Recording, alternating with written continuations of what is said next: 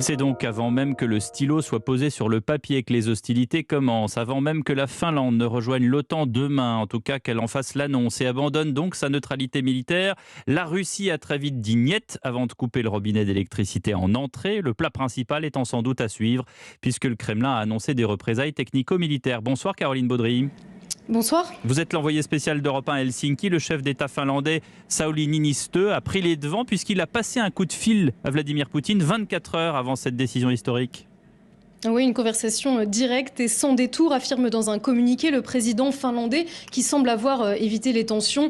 Il déclare avoir expliqué à Vladimir Poutine ce qui le pousse dans les bras de l'OTAN, le fait que la Russie exige depuis des mois le gel de l'extension de l'alliance militaire et bien sûr l'invasion de l'Ukraine. Il n'y a aucune menace à la sécurité de la Finlande, répond Moscou, qui évoque pourtant une riposte technico-militaire en cas d'adhésion.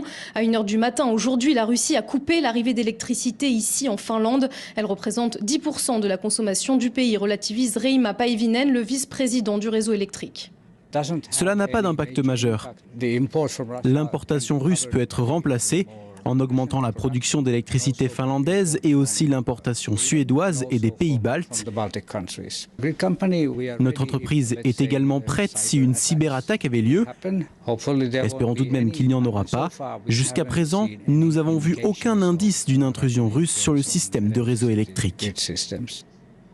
Demain à 13h, midi heure française, le président finlandais et la première ministre s'exprimeront au palais présidentiel lors d'une conférence de presse. Les 200 parlementaires se réuniront lundi avant l'envoi formel de la candidature au siège de l'OTAN à Bruxelles dans les prochains jours. Merci Caroline Baudry, envoyée spéciale d'Europe 1 à Helsinki.